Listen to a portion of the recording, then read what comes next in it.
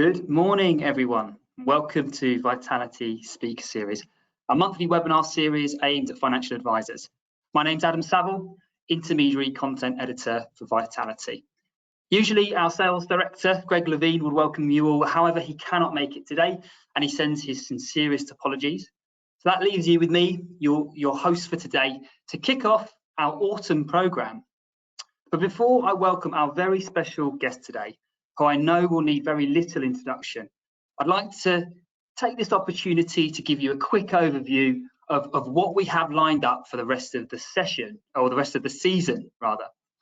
After today, on the 14th of October, we'll be joined by Dr. Julia Jones, a neuroscience expert and biologist who, during a 12-month experiment on her own brain and body, found a way through introducing small habits and making simple lifestyle changes, she was able to revolutionize her well-being. So in the session, How to Hack Your Brain, we'll find out how she did it while exploring the science behind her project, Smart Wellness. Then, to close our autumn programme on the 11th of November, to coincide with the UN's Global Climate Change Summit, COP26, we're inviting a panel of industry thought leaders to investigate the issue of sustainability and ESG. That's environmental, social and governance investment funds and the driving forces behind it for financial advisors. So a really well-rounded and fascinating programme of webinars for you to attend over the coming months. And if you haven't already, you can register via the Vitality Advisor website or keep an eye out for our email updates. Now, that brings us on to the reason why you're all here today. To kick off the programme, I'm honoured to introduce our next speaker series guest this morning. BT Sport presenter. You may have even seen him last night for the Champions League, the face of Premier League football, and chart-topping host with Professor Damien Hughes. You may have heard it, the High Performance Podcast. So please welcome Jake Humphrey. Hello. Hello, Jake. How you doing? Good morning. Nice to see you, Adam. Good to see you. How are you today? You've been at the right time there.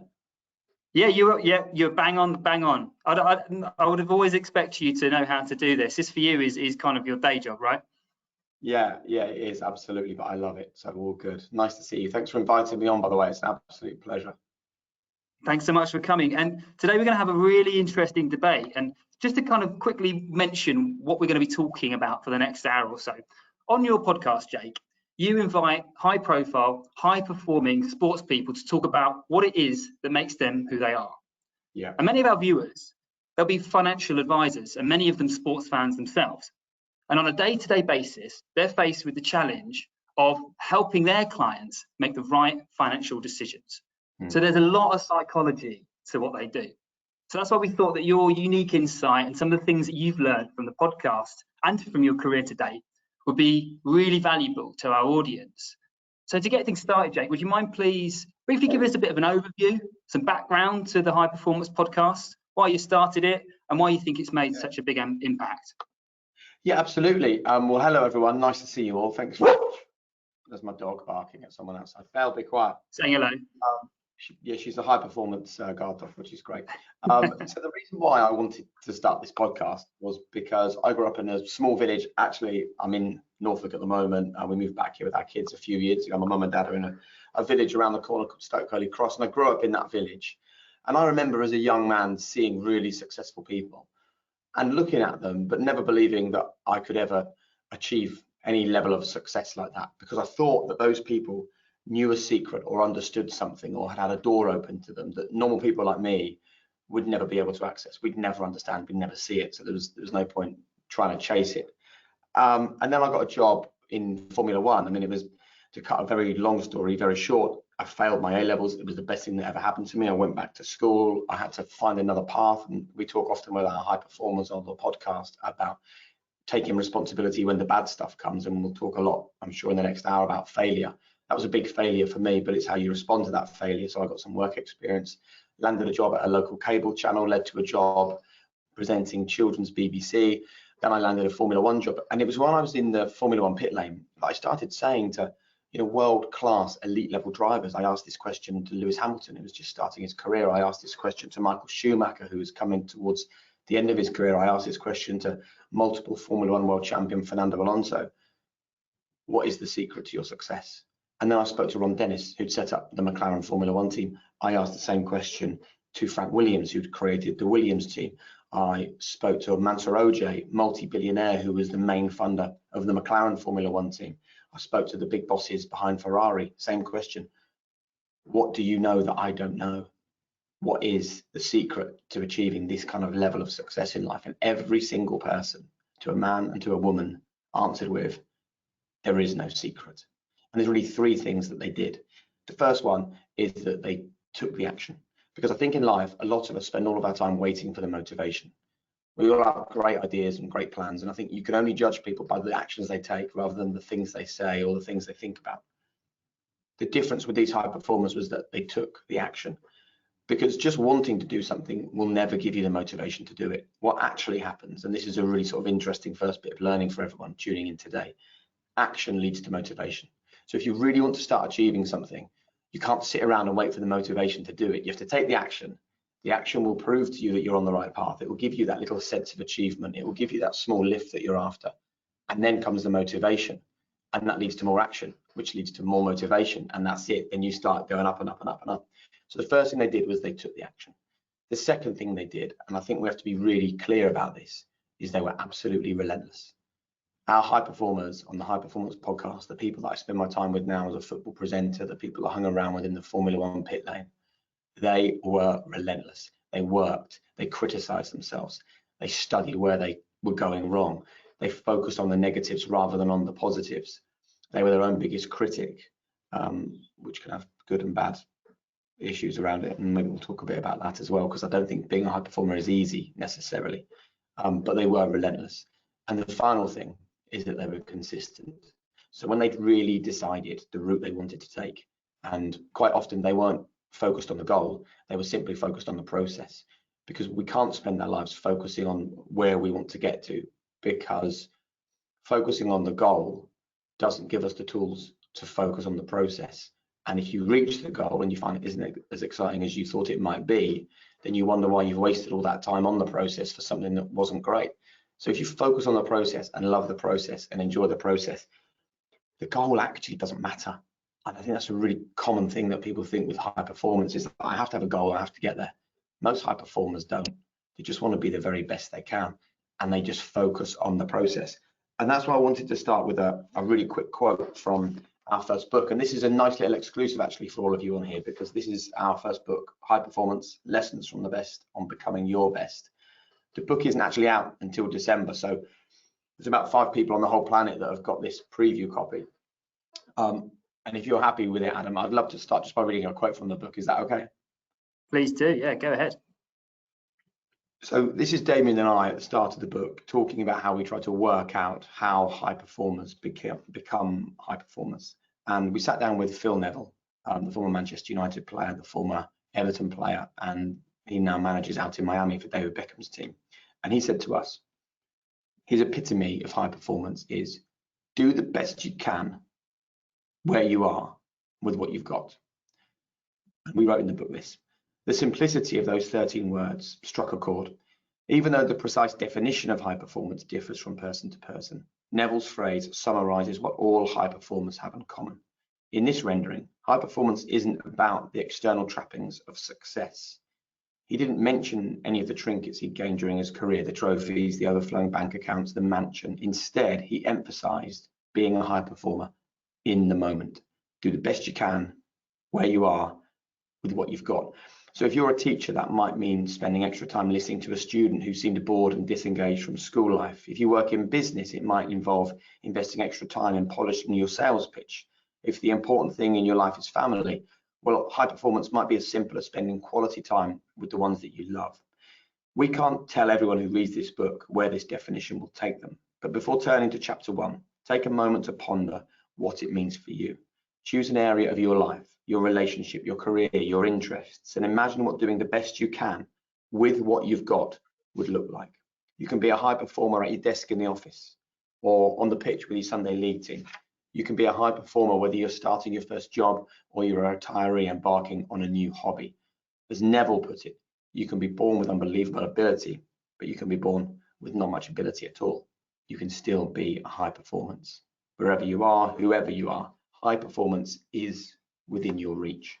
And I think that's a really important place for me to start, because I wanted to do this podcast to prove exactly that to people. High performance is simply doing the best you can with where you are, with the tools that you've got.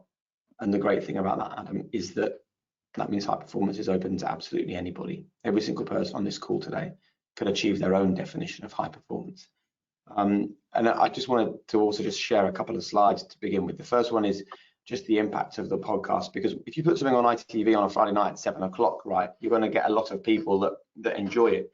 When you create a podcast, you have to trust that the content is going to be good enough for people to come to it. So this very quickly just shows you that in the time that we've been running high performance, over 10 million downloads, about 1 million a month, tens of thousands of subscribers on YouTube and fresh followers on Instagram. We were #1 in sport, business, health and well-being, 50 countries, which is lovely because we're going global. We were also named in Apple's best of the year list in 2020. And I think the reason for that kind of success is that everyone can relate to the kinds of things we talk about. So I've shared one quote with you from Phil Neville, and it's one of my favorite 3 quotes actually that in the time that we've been doing high performance, I've really enjoyed. And there's another couple that I want to share with you now. The first one is that excuses remove the learning. So this is Nims Purja, who has done things as an explorer that no one on the planet has ever managed to do before. And that was a really powerful one, because I think that all of us go through life needing to learn, needing to understand the things that are around us. But all too often we blame other people, we blame outside factors. We very rarely take the responsibility on ourselves. Excuses remove the learning, which I love. We'll talk about that later. We'll also talk, I hope, in detail about find your infinite purpose. Susie Ma created Tropic Skincare. She's the only person who came second on The Apprentice that Alan Sugar invested in. And find your infinite purpose is something that she employs with her business. And that can be employed in business, in life, at home, with your friends. Find your infinite purpose. Because the great thing about that is it isn't goal orientated, it's process driven. Because if it was find your purpose, well, what happens when you get there? What then? You found your purpose, so where do you go? Find your infinite purpose, it never ends. So for high performance, it's impacting more people every single day to live the best life they can and get closer to higher performance. So I'd love people just to take a photo of the screen or think further on those. Excuses remove the learning. Find your infinite purpose. Do the best you can with the resources you have in the moment you're in. I love that, Jake. I mean, the really profound thing that I heard when you were speaking there was around the fact that achievement aren't other people's achievements. So it's not about looking over your shoulder at what other people are doing. Judge yourself by who you were yesterday as opposed to who you might be or who someone else is today. And I love that whole concept of we're not. It's not the actual goal itself. It's the process or the journey of getting to that goal. Because who knows, when we finally get the new car or the new house, or we win the promotion that we're looking for, that we're actually going to be happy with it. And it's about being present, I guess, right? It's remaining present and enjoying the moment, as opposed to needing to achieve the next thing, which can often be driven by greed and other kind of quite negative kind of sort of personality traits that I think all of us can fall victim to. But yeah, that's amazing, Jake. So to get things sort of started with the Q&A, I'd like to know what are some of the key traits that you've noticed through doing the podcast involving high performing individuals. What are the key traits that sets them apart from those who may not be successful or high performing, as you call it? What are some of the things that you've noticed? I think one of the key things is that it's not just one or two things, because I think that's also a really good message. Because I think if there's one or two specific things you have to know and have to get to be a high performer, that cuts out a huge amount of other people who haven't discovered that or haven't reached that point. I think the key with high performers is that they've found their own flow. They've found the thing that really makes them tick. Now, you mentioned about comparison there and comparing yourselves to others. One thing that our high performers don't do is look at other people's success and get derailed by it. There's a wonderful phrase which I love, and again, it might be worth writing this down. Comparison is the thief of joy. Every single one of you on this call today, you will not get closer to high performance by comparing your life to other people's. And please don't think that their happiness detracts from your happiness. If a colleague or a friend or a boss or a neighbor has got a new car or a great bit of news or a promotion or a pay rise, you being angry about that does nothing but negativity for you. It is like drinking poison and waiting for them to die. Why would you do that? Be happy for them, spread positivity. It just comes straight back to you. So the first thing they do is they don't compare themselves. And that's a very important lesson, I think, in the modern world, because we all spend our time looking at other people's curated version of their lives and comparing it to our real life. So I remember going out for dinner with my family a few months ago, and we had a bad meal. I mean, we've got an 8-year-old and a 6-year-old, and our daughter is challenging. So we were having dinner and she was playing up, and it was stressful. At the end, I just said, look, can we just take a quick family photo? So they all sat around, and I got my phone out, and I was like, and everyone just went, and then we stopped, and I put it in my family. We have a little WhatsApp group of my mum and dad and brothers and sisters, and it was the perfect photo. We were so happy in a lovely restaurant having a nice dinner, and my sister sort of comes back and says, why is your life always so perfect? When we go out for dinner, it's a nightmare. And I was like, do you know what? That is exactly the way we're all living our lives. We're looking at other people, and the fact you can edit your photos before you put them on Instagram means they're automatically not real photographs. And then you sit there knowing all the bad stuff that goes on in your life, only seeing their good stuff and comparing. So the first thing, comparison is the thief of joy. Don't compare yourself to other people. The other one, and this is a kind of a tricky concept to get your head around, but I really want people to understand it, is that high performers have reached the point where they can differentiate between fault and responsibility, and understand that just because something isn't your fault, it doesn't mean it isn't your responsibility. So difficult upbringing isn't your fault, but actually the reality is it's still your responsibility to live a life that is fulfilling and wonderful for you, and trying your best not to hang on to that baggage. Having a partner that one day out of the blue walks out on your relationship probably isn't your fault, but guess what? It's still your responsibility to deal with it. Having a colleague at work who you don't get on with, and they make things difficult, and they don't pull their weight, and they're not a team player, that's not your fault, but it's actually still your responsibility to be able to find a way to operate within that team and be successful. Because if all you do is spend your time going, well, we can't be successful in this team because that person lets the side down, that person's a disappointment, what are you going to achieve? Not very much. It's your responsibility. I remember when I spoke with Rio Ferdinand on the podcast. It was the first episode of the first series, and we spoke to him about what would Sir Alex Ferguson say when new players came into the dressing room, and he wanted to let them know the way that Man United operated to be so successful. And Rio looked at me like, he didn't say anything. And I said, well, how did he know? How did the player know, like, what the Man United level was? And he said, well, the players took the responsibility. And he spoke about a player who came in and celebrated a win.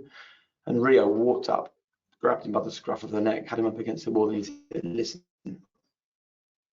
you're no longer playing at the club you were at before, where you celebrate wins. You're at Manchester United. We celebrate trophies, we celebrate titles, and we don't celebrate until we've won them. And the guys sat down. And he said, from that moment on, that player understood the way we operated at Manchester United.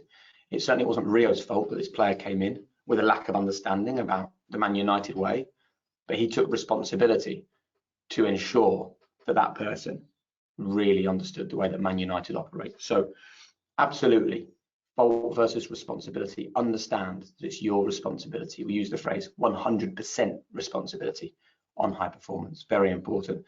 And the final one is the one that Stephen Gerrard used on the podcast, all in. Being all in. When you decide you're going to do something, giving it your absolute all, because the alternative is getting to the very end of your days and thinking, just wish I'd given that everything. I wonder what I could have achieved. Don't be I wonder what as a person. It doesn't mean you're going to be successful. It doesn't mean you're going to necessarily get to where you want, but it does mean you're going to give yourself the best chance. So go all in. Make sure that you take responsibility and that you don't look for fault or for blame. So there's three things there. So there's don't compare yourself to others, take responsibility, and make sure you're all in. The middle one I find really, really fascinating, because I'm curious to know what your thoughts are, Jake. What's the alternative? Like, what's the opposite of taking responsibility? Is it blaming? Is it resentment? Is it all these things that are basically unhelpful to us and will take away from our opportunity or the likelihood of us performing highly? It absolutely takes away from your opportunity, and it kills you, and there's no benefit, because if you think about it, right? So I've got on my gym wall at home, 100% responsibility is written on the gym wall, because that is the way I operate.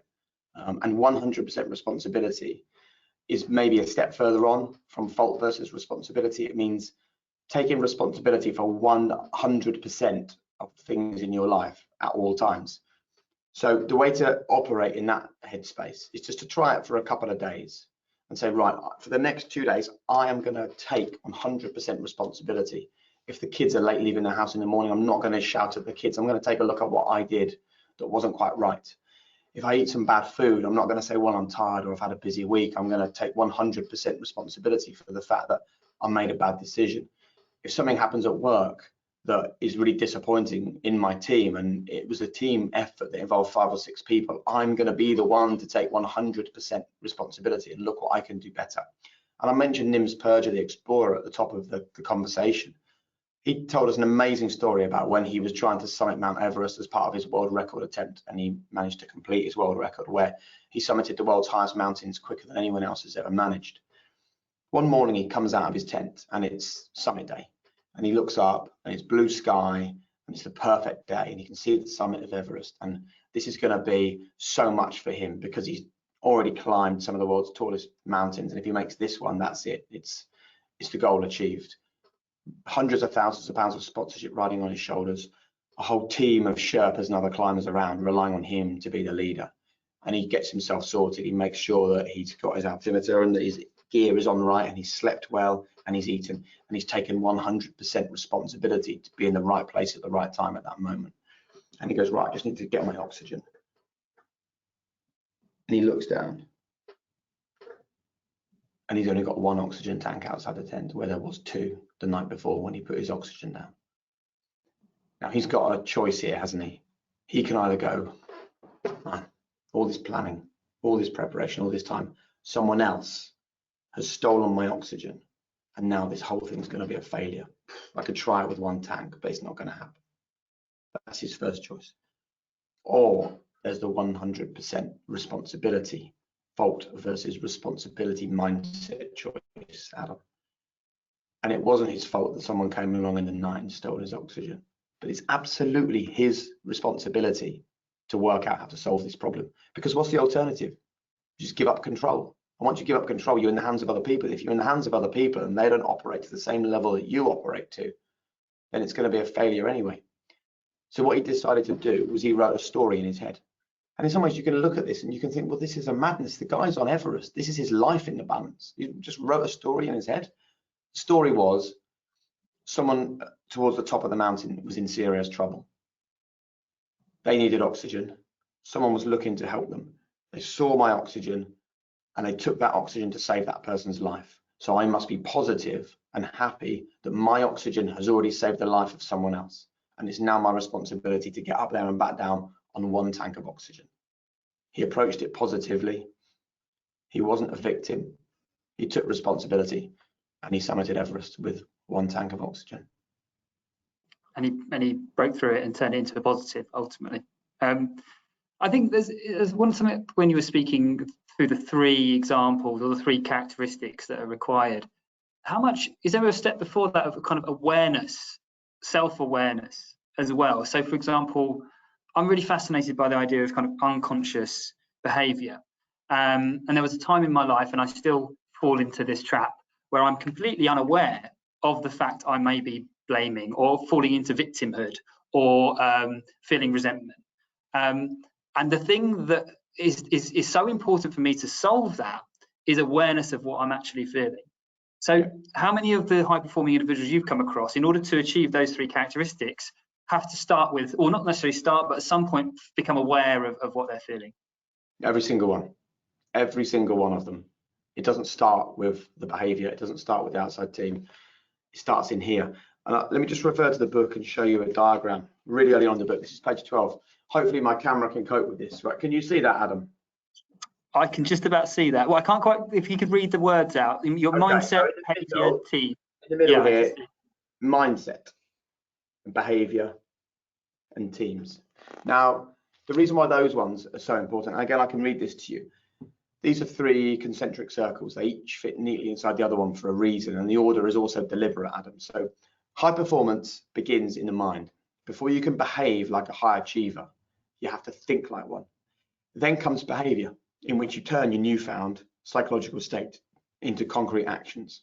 Then, through that behavior, you can pass a culture of high performance onto your wider team, which helps both you and them. High performance ripples outwards from our minds to our actions to our teams. And the reason why that is a really good lesson, and why everyone listening to this should be really positive about that, is that if there's one thing that you are in charge of, it's your mind. You're not necessarily in charge of your teams. In fact, you're probably almost certainly not in charge of the behaviors other people employ around you, but you are absolutely in charge of your own mind. So it starts there, and it starts with a decision to chase down high performance. And if people are thinking, yeah, but I still don't really understand, like for me, like what does high performance look like for me? I just refer you back to the beginning. It just involves sort of making the next right decision, really. You know, doing the best you can with the tools available to you in the space that you're in right now. And then what you need to do is you need to hold yourself accountable. And almost all of our high performers, when we speak to them about the things they employ each day to make sure that they're on the right track, and this is, again, it takes about 5 minutes. They come to the end of the day and they lay in bed or they sit on the sofa with a cup of tea or whatever, and they think, right, where was I not great today? Where did I fail today? And I do it, and I can do it for yesterday. I know that I was a bit late getting in the car before I went to work. I'm frustrated that I knew on Tuesday when I left the studio that my shoes needed a bit of a polish, and stupidly forgot to take the polish with me, but that is my entire responsibility. It's nobody else's fault. But then when we were on air yesterday, 3 or 4 things went wrong, which were really annoying and frustrating, because it's a big Champions League night with a couple of million viewers. And as soon as we went on air, and I'm talking to Rio Ferdinand and Michael Owen and Peter Crouch, I've got the director in my ear telling me that the next 2 items we've planned are a nightmare and things have gone wrong technically and we can't do what we wanted to do. Now, there's no point me sitting there going, oh, that's so frustrating. We had some great content prepared. I had to take responsibility for that and deal with it, and not look for blame or to apportion that onto somebody else. I had to take that on myself. So I did it last night. I sat in bed and I went through my day, and I think it's a really powerful tool, and it's a good place for people to start. Just almost before you start focusing on what high performance means to you and where to get to, just get used to assessing how your day has gone. Look, here, let me ask you a question really quickly, Adam. Who is the person you speak to the most in any given day, would you say? My girlfriend. Okay, and after your girlfriend? My colleagues, some of my colleagues at work, yeah. 1 or 2 of my colleagues I work closely with, yeah. And the third? Yeah, on a working week. Or my dad's, I guess, or my sister's, family. So the answer is none of them, because the person you speak to often is you, and that's where all really has to start. So when you get to the end of the day, just get used to talking to yourself. And I think it's very important to say that life is always standing by to give you a slap across the face. It's already tricky enough as it is. You can't control what happens to you. Absolutely. Jay, he used the phrase that we have a choice ultimately. You know, it's our reaction that's important, and we talked a little bit about its awareness of that choice that allows us to unlock. In my experience, and I can only talk from my own experience, it was almost a change in perspective that allowed me in life, a radical change in perspective in life at a certain juncture that allowed me to see things differently. I put that down to, and it wasn't getting the job I always wanted. It wasn't, paying off all of my debt. You know, it wasn't something positive. It was the experience of something negative. It was bereavement, or it was grief around not just, for example, my mum passing away, for example. It was actually grieving other things, lifestyle, like change is something that we grieve.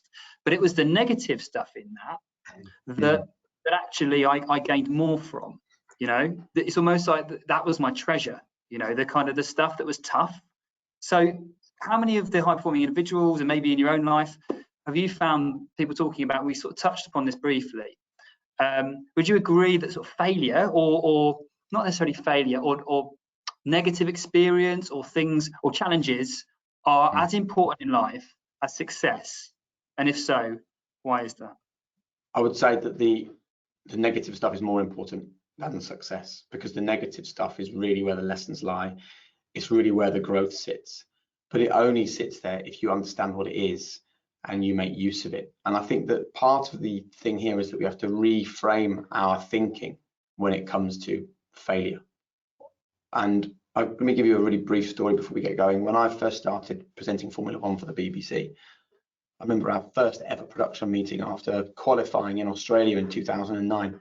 We all came in on the Sunday morning for race day. It was a big day. It was new coverage on the BBC, and we had myself and Eddie Jordan and David Coulthard, Martin Brundle, and Mark Wilkin was the program editor. And he sat around and he started to tell everyone about all the great things that had happened the previous day. I think his idea was to lift the team up and give them a bit of a boost. And we see it a lot with management. You know, they love to get the team together and go, guys, everything's great, vitality's flying, you're all doing a brilliant job, we're so proud of you, you're part of a great team, we're moving in the right direction. Well, that's great. Thanks for telling me nothing at all, because we know all of that stuff. What we need is the other stuff. And that's exactly what happened in this meeting. So Mark, our program editor, started going, great work yesterday, commentary was good. And David Coulthard just went, whoa, stop. He said, sorry, I don't understand why we're wasting our time with this meeting. And Mark said, we're not wasting our time, David. And he said, listen, I've just come straight out of a Formula One car. I was racing last season. I've done 20 years as a Formula One driver. No one's raced at McLaren longer than me. I've won 13 Grand Prix. I know talking about the stuff that was good is going to teach us nothing. Can we please have a conversation about the stuff that's bad? Because that's where the growth is. So let's reframe it then as bad, because it isn't bad. Let's call it a different name other than failure, because it isn't really failure. Like when we talk about a footballer and we say, Kai works so hard on the training pitch, like we think that's a positive, right? What's he doing on the training pitch? Well, he's failing, isn't he? He's taking 25 free kicks and scoring 1 or 2 so that in the game, he actually puts the ball in the back of the net. That's really what it's about. When you go in the gym and your personal trainer or one of your mates says, come on, let's lift these to failure. It's not really failure, is it? It should be let's lift these to growth, because you lift them to failure, which means that next time you're stronger and you can lift longer and you can lift harder. So I really want people listening to this to understand that there is a real power in living your life in a place where failure is almost inevitable. You actually have to seek failure. And I'll tell you now, if you listen to the High Performance podcast, you will understand that high performance individuals, great leaders, great achievers, billionaires, elite level people fail more often than anybody else, because it's where the failure exists is the same place as where the growth exists. So there's 3 ways and 3 important ways to fail. You have to fail early, because if you're on the wrong path and things aren't right, you need to fail early. But then you also need to fail often, because if you fail early and then you stop failing, well, you're no longer in that window where failure is almost inevitable. So you're not really operating at your peak at all, and you're not really growing at all. So you fail early and then you fail often. But the crucial one is that you fail forwards. And I have a real bee in my bonnet as a parent of young kids about the way we're parenting children at the moment, because it's so prevalent. It's this helicopter parenting where we just hover around the kids all the time, hover around, smooth the path in front of them. There's an issue at school, we go and talk to the teacher. There's a problem with the friend, we go and talk to their parents. They're struggling with their homework, we sit down and make sure it goes right for them. So we're not teaching them to fail. And then they reach this point in their lives where they're 18 or 19 years old and they've glided through a non-failing life, and they go for their first job interview and someone says, listen, thanks very much, you were great, but this job isn't for you. And it absolutely derails them, because they have not learned to fail. They haven't built up resilience, and resilience is such an important thing to live with. We all need more resilience, because bad stuff is going to happen. You have to expect that to happen. It's inevitable. It's inevitable. So I can't tell you enough how much I want people on this call to fail. Fail early, fail often, fail forwards, but make sure you're failing. That is how you will grow. I think it's a really powerful message. I'm just going to pause there quickly and just say to our viewers, please do send in your questions for Jake. We'll have about 15 minutes at the end. Got 25 minutes left, so please just send them questions. If you've got anything you want to ask Jake about anything we're talking about, please do use the chat facility. But I wanted to dig into something that you said a little bit and unpack it, because I want to make sure that there's a distinction between using failure or maybe reflecting on our day, whether that's writing it down or going for a run or a swim and just kind of working out some of the things that maybe didn't go so well and using them to our advantage. What's the difference between that? How do we distinguish between that and beating ourselves up? And using all the things that may have gone wrong to almost kind of reinforce a narrative that we're not good enough, that our job is too challenging and we can't live up to this expectation. How do high-performing individuals make sure that this process of personal inventory or self-analysis is done in a healthy way and not an unhealthy way?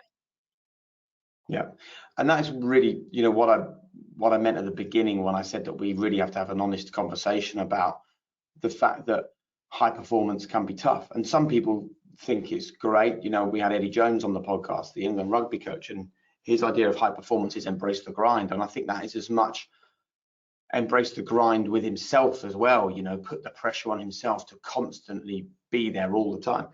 I think the answer to this, right, Adam, is that we don't have to be perfect and we don't have to get everything right. Nobody is looking for perfection. I mean, in itself, perfection is totally unachievable anyway, because let's say it's in the workplace. Let's say you've got 5 colleagues, a boss, and yourself. So if you think to yourself, right, I've got to be perfect, I've got to achieve perfection here. Well, your idea of perfection is almost certainly different to your boss's idea of perfection. And then the 5 colleagues in the room is totally different to their idea of perfection. So if you have this plan of chasing perfection, then you're chasing something that you can't possibly achieve. And then if you have a culture where you try and impose on people, hey guys, make sure you're perfect. Yeah, we've got to be perfect today. It's a big day. Let's try and be perfect. You're all looking for a different thing. The answer to that is, guys, do the best you've got with the place we're at today. And I think that is a way of talking to yourself to instantly remove that stick you beat yourself with. And I think it's okay. In fact, it's definitely okay to reflect on your day and reflect on yourself and know that you didn't get everything right. Because otherwise, again, there's no growth. And growth is something that we really have to speak about, because a fixed mindset and a growth mindset are the total polar opposites. A fixed mindset is, I was born with a certain skill, I was born with a certain level of understanding, I was born in a certain environment, I was born to achieve a certain thing, and that's me, my path is set. The growth mindset is the opposite of that. But the only way that you can grow is by going into places that you've not been to before. And there's no way that you can go into a place mentally or physically where you've never been and get everything right the first time. So exploring is key. And so many of the guests that have joined us on the High Performance podcast, particularly high achieving business people. We had Holly Tucker on, who founded notonthehighstreet.com, Susie Ma, who I've mentioned, Jo Malone, who was the most inspirational, remarkable, incredible woman. Everyone knows that, you know, Jo Malone from her perfume range. We were joined as well by Mary Portas, who has been an amazing, powerful, dominant woman in the fashion industry for so long. Every single one of these people spoke to us about the power of exploration, and that really, if you could live a life of exploration, that is also living a life of growth. So actually having a go at yourself and being negative to yourself is having a fixed mindset. It's saying you should have done this and you did this. It's the opposite. This is what you say to yourself, right? You are in a period of growth. You've decided to embrace a growth mindset. You're trying to be the best individual you can. Today was a really good day because you failed here and you messed up this and you got this wrong, which means you're operating in your window of failure. It means you're trying to do things which are a real challenge for you. And how great is it to be in the arena, to be the person trying that, rather than, as the phrase goes, those cold and timid souls who know neither victory nor defeat. Do you know that? Do you know that quote? No, I've not heard that one. Oh, it's wonderful. Do you mind if I just read a bit of it to you? Please go for it. I'm just getting it up on here. So when I started in Formula One, I used to get a lot of criticism. because obviously I was a children's TV presenter who had ended up in a position that a lot of people think a children's TV presenter shouldn't be in. So I used to get a lot of criticism, and the criticism often was, why is a kids TV presenter talking about Formula One? What does he possibly know about Formula One? And this was the quote that really was powerful for me. And you know, when you just asked me, Adam, about people being nice to themselves, the important thing about this quote from Theodore Roosevelt is that this also applies to yourself. It doesn't just apply to people on the outside. Okay, so have a listen to this. It's lovely. It's not the critic who counts, nor the man who points out how the stronger man stumbles, or whether doer of deeds could have done them better. The credit belongs to the man or woman who is actually in the arena, whose face is marred by dust and sweat and blood, who strives valiantly, who errs, who comes up short again and again, because there is no effort without error or shortcoming, but who does actually strive to do the deeds, who knows great enthusiasms, great devotions, who spends their time on a worthy cause, and this is the best bit, who at best knows in the end the triumph of high achievement, and at worst, if they fail, at least fail while daring greatly, so their place shall never be with those cold and timid souls who know neither victory nor defeat. So when you're talking to yourself and you're beating yourself up and you're saying you should have done better, don't do that. Say to yourself how good you failed today, how good that you were the one that put yourself in the arena, how great you weren't one of the cold and timid souls who know neither victory nor defeat. I mean, I believe that's the quote that inspired Brené Brown's book, Going Greatly, isn't it? She uses the phrase, there is no courage without vulnerability. And, you know, in order to show up, we're going to inevitably fail at some point. I think there's so much in that. There's so many interesting points. We're getting some really good questions coming in as well, Jake. One of them was, and you sort of touched upon it, but one if you could expand is one of you, can you give an example of a time when you've failed forward? Yeah, I mean, I mentioned at the very beginning about receiving my A-level results. And I had my place at university already. It was the late 90s. And I remember going to the school to collect my results with my brother. And, you know, you walk up to the desk and you say your surname Humphrey, and they look, go for H, give you your results. And I opened the first envelope with my A-level result on, and it was for A-level psychology, and it was an E. And I was like, wow, okay. I opened up the next one and it was A-level politics, and it said N. And you know, at this point that you have that cold sweats, everything seems to slow down. You think, oh, this can't be happening. Am I dreaming this? And I'm going to actually wake up and it's actually A-level results day. But it wasn't a dream. I went back to the desk and I said to the teacher, I said, excuse me, this has got N written on it, and I don't understand what N means. And she looked at me and she said, N is for people who aren't clever enough for an E, but they're not so stupid they got a U. And my final result was A-level English, and it was a U. And that, I suppose, is the greatest failure in my life. But what it also led to was the greatest opportunity, and that was probably a really good bit of learning for me at a relatively young age. You know, being in my late teens, I went back to school, which was difficult because my mum was head of year at the school, so you can imagine what the dynamic was like in the house at that time. I went back to school, and it was on the day that I went back that there was a local TV channel who were looking for politics students to help out and come and talk about politics. Now, I guess I had two opportunities there. I had the opportunity to go, they want people to go and talk about politics on a TV show. Well, I've just got an N for A-level politics. Well, they're not going to want me on there. Or I can think to myself, well, all my mates have gone off around the world having gap years, or they've gone to uni, and I'm getting, you know, letters sent home telling me what a great time they're having, and I'm still living with my parents and redoing my A-levels. So why don't I see this as an opportunity and go and embrace it? And that's exactly what I did. I went down there, I explained my situation, I was really honest with them, and they said, come and do some work experience. And then a very similar thing happened a few years later. I was working at Children's BBC. And you might think, great, you know, you've made it at that point, but not for me. I wanted to work in sport. I wanted to be the new Des Lynam. So I went to meet the head of talent for BBC Sport, and I told my story. I tried to have a laugh about my A-levels. I told her I'd only played one game for the school football team and I had no sporting abilities. And she looked at me and she said, we don't employ people like you. And so I had to find another way to do it. And so I spoke to the head of sport and I said, look, I've been told you don't employ people like me, but I really want to prove you wrong. And so can you just give me an opportunity? And they gave me an ISDN kit, and I got paid £50 on a Saturday to go to 2nd and 3rd division football matches and do 15-second reports, which led to an opportunity, which led to Match of the Day, which led to Formula One, which led to BT Sport. And I continue to fail every single day. I messed my words up on air last night. I had a conversation with my daughter that I didn't quite get right about school. I was tired this morning because I've had 3 hours sleep the last 2 nights, and I snapped at my wife. You know, I take full responsibility for all of those things because that's the only way forwards. But listen, there are big and small failures, and I'm living with them every single day as everyone else is. And those mistakes are what make us human at the end of the day. And anyone who thinks that they can't make mistakes, it obviously doesn't fall into the bracket that we all fall into, and that's a human one. Some really interesting questions about reframing negativity as growth, changing our mindset, some great feedback. And one of the things I wanted to ask you today, because I know, as I've mentioned, we've got lots of financial advisors on the call.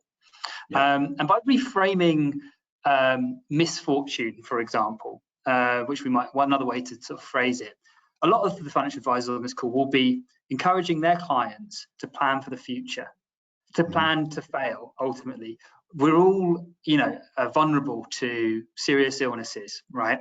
We're all going to die one day, but the majority of people out there don't want to think about that. It's not something they want to have a conversation about. So they might not want to take out a life insurance policy. They might want to take out a health insurance policy because we have this misconception, this optimism bias that it's not going to happen to me. I'm in my 30s. I don't have to worry about when I'm in my 60s or 70s and sort out my social care, that kind of thing, right? What have you seen in your sort of conversations with high-performing individuals when it comes to preparing to fail? And then could you give any advice maybe, or could you share any knowledge around that might help financial advisors help their clients to see that actually they need to think about the worst case scenario in order to build for the future, so that so it's better? Yeah, absolutely. I mean, I would say to your financial advisors to tell their clients that they're buying freedom, and they're buying peace of mind, and they're buying a small bit of happiness. I mean, and at the time it doesn't feel like it when you're saying it's going to cost you X amount of pounds a month for you to insure your life. You think, well, what the horror? And I remember having that same conversation with my IFA. I looked at my wife and I thought, this is horrendous. Literally, we're in our 20s and we're talking about dying. But actually, now I'm in my 40s, and as you get a bit older, you get various little ailments or complaints or pains, and you think, oh, what could that be? The first thing you think is, well, I'm so glad I got that life insurance.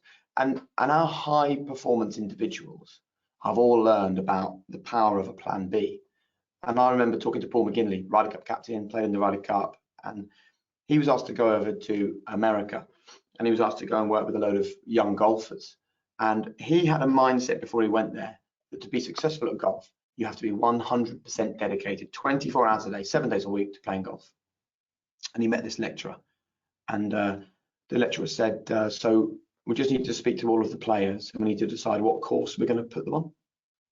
And Paul was like, well, I know they have to get a sort of the degree and stuff while they're here, and you're paying for them to play golf, but they're going to earn so much as golfers, they'll give loads of money to the uni, so it'll be fine. Well, let's not bother putting them on a degree course, because that just takes them away from playing golf.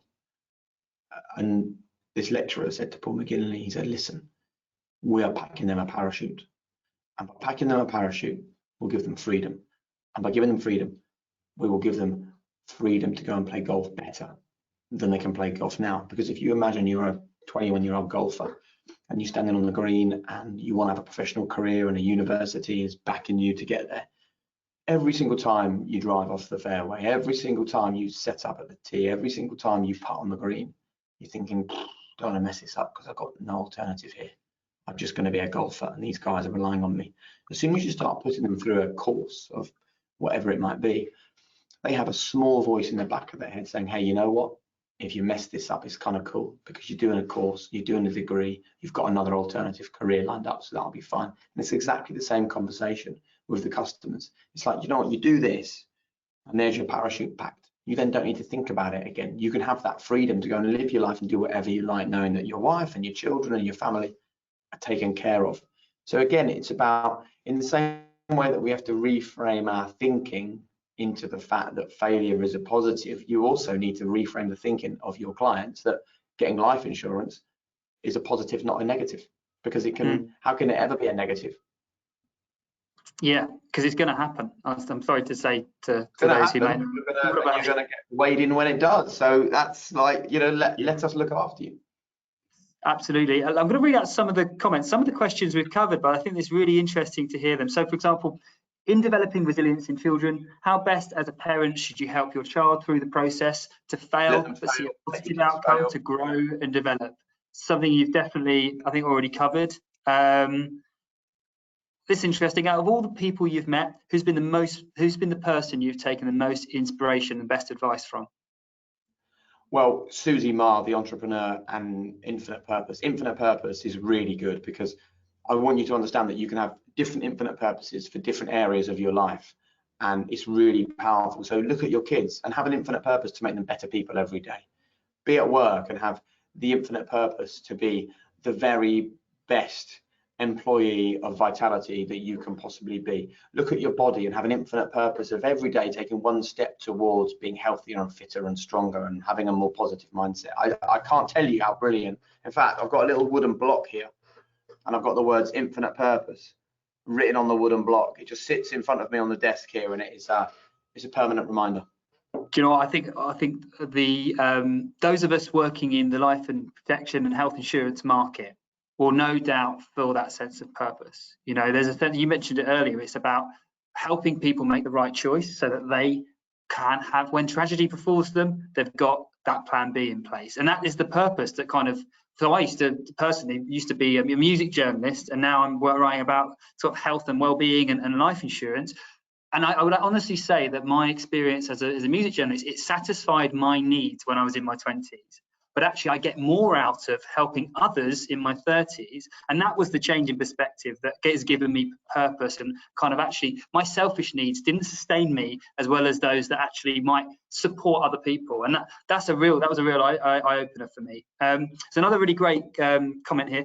At more than one previous employer, managers propagate a bad culture by criticizing failure and expecting everything to be perfect. It leads to people being afraid to stick their heads above the parapet, and it leads to a lack of innovation. So thanks for that comment, and I think that's just a couple of really quick points on that. Can I just say one of the most important things? Have you got any senior management listening in on this as well, Adam? I hope so. If they are listening in, I hope they're enjoying it. Well, I would have thought so. We've got lots of people running their own business as well, externally, IFA businesses, brokerage. No doubt there'll be some senior members as well. Who's in charge of a team, please be vulnerable, because you can only get the best from your team by being vulnerable yourself. Because if you're the person at the top of the food chain and you seem to have all the answers, they are so scared to say that they don't know. And if they say they don't know and they try and bluff it and get it wrong, then someone comes down on them like a ton of bricks. So if you're the leader listening to this, be the person to go in the room and say, listen, guys, first of all, I don't have the answer here. Or listen, I know that yesterday things went wrong. Can I just put my hand up and say I was responsible for that? And, as your senior manager, it was entirely my mistake and my fault. Having that vulnerability and having a vulnerable workplace where people can really be honest about the things that they're struggling with and they don't know the answers to, leads to a far, far healthier place to be. And if you're not the senior manager, if you're the person who is one team member and you have a manager who is constantly telling you about the things you've done wrong, politely pull them aside and just explain to them that criticism is telling us what we've done wrong. Encouragement is telling us the things that we need to do right. You're still giving us the same information, but the way you're giving us the information totally changes. Please don't sit there and say to me, why didn't you do this? Sit there and say to me, next time just make sure you do that. It's much healthier. Same message. I heard a really great quote recently about kindness. Kindness is where you lend someone strength as opposed to basically focusing on their weakness. And I think that's kind of what you're saying there, isn't it? Kindness doesn't always have to be pleasant and polite and what you want to hear. Kindness can sometimes be what you don't want to hear, but the way it's about what you say. It's sort of about what you say. It's how you say it often as well. Is kind of where the kindness thing is, especially in the workplace. We'll have a lot of employee benefits specialists listening to this who are helping employers support their employees and organizational culture. You've talked about vulnerability in the workplace. You've talked about also kind of making sure that people are given the space they need to learn from their mistakes and therefore grow. And I think these things are things that can be applied to our day-to-day jobs, to our relationships. All of this stuff, Jake, has been, I hope that the viewers agree, has been incredibly eye-opening and great to hear. Another question's come in, and I like this one, is how would you deal with someone that you are frustrated with at work? So how would you deal with your resentment towards someone at work? What would be your sort of tips to kind of overcoming that and turning that maybe into a way that's something that's healthy as opposed to unhealthy? Well, the first thing that you would do, particularly you mentioned the word resentment there, if you're frustrated with a work colleague, please remember that being frustrated and being angry with them and resenting them, and I'll use the phrase again, is like drinking poison yourself and waiting for the other person to die. It's totally the wrong approach to have, for you to harbour the anger because of something that they're doing wrong. And this, again, I'm afraid to say, it comes back to the nub of all the things we've spoken about today. It comes back to 100% responsibility. It comes back to fault versus responsibility. And I have a little set to quite often with my wife in the car about this sort of thing, because if someone bibs the horn or gets angry when we're in the car and she gets really affected, she's like, I didn't even do anything wrong, I did a lot. And I say to her, listen, don't let that person affect the way you feel. And then she says, what? So they can do what they like and they can be rude, and I shouldn't react badly to the fact they were rude to me, or bib the horn, or that person in the supermarket asked me to get out of the way. And I say, well, yeah, because that person being rude to you is bad enough. You then harboring the annoyance and the frustration and the anger about the way they acted does nothing to them, because they've gone off, they've driven off, they've walked off around the corner, they don't care. This is now just damaging you. So I think with a work colleague, just remember, once again, you are 100% responsible, not just for the way you act, but for the way you feel and the way you feel towards them. So just reframe it and know that having that anger, having that annoyance, having that frustration, having that resentment is doing no good for anybody. Try and find something positive to focus on and take 100% responsibility to speak to them and help them, and you'll grow together. We've gone full circle back round to that sort of all in, take responsibility. And I suppose there's also that awareness piece too. So I use the example often where if I hold the door open for someone and they don't say thank you, and I come away from that saying, oh, didn't even say thank you. So I have to stop and become aware of the fact that, what was my motive there? Was my motive to open the door to receive a thank you, or was it just because I wanted to do something for someone else? And why would I want to kind of be offended by someone else because they bumped into me on the tube, or they stepped onto the underground when I was meant, and I carried that with me for the rest of the day as a little kind of mini sort of gripe. It's a good one. That reminds me of a really good Bill Bullard quote that Professor Damien Hughes, my co-host on the High Performance podcast, really loves, which is that opinion is the lowest form of human knowledge. It requires no accountability, no understanding. So what you're doing there, you're having an opinion of that person because they didn't say thank you. The highest form of knowledge is empathy, for it requires us to suspend our egos and live in another world. It requires a purpose larger than ourselves. So when that happens, look at that person and think, I feel sorry for you, because maybe you were brought up in an environment where no one taught you to have manners or respect for other people. Maybe you've just taken a phone call with some really bad news. Maybe you're suffering with a mental health episode and you're really feeling in a bad place at the moment. So instead of thinking, just think, what a shame. I might just go and check that person's okay. I might take 100% responsibility for that person's happiness. And it benefits ourselves. I think that's a brilliant place to end it, Jake. Thanks so much for joining us. We've got a quote here from Jamie Monk, who's one of our Vitality coach on the Vitality coach team. He said, I've sat here in growth the whole time. Unreal. Both of you, thanks so much. Thank you, Jamie. And Jake, yeah, so that leaves us with just a quick kind of thank you from us at Vitality, and on behalf of the viewers, I hope you've all enjoyed hearing Jake's story, hearing about why he set up the High Performance podcast and some of the things he's learned along the way. So yeah, really appreciate it. My absolute pleasure. Adam, thank you very much indeed. I'll just leave you with one real quick one. I've seen a question about how do you measure success. The one final message I want to give you is you measure success with happiness. When I first started the High Performance podcast, I thought it was about striving and struggling and battling and scrapping and clawing for that inch, as they say, in any given Sunday. I now realize that it's only doing those things if those things make you happy. So please don't listen to this conversation and then go chasing high performance at the expense of your happiness.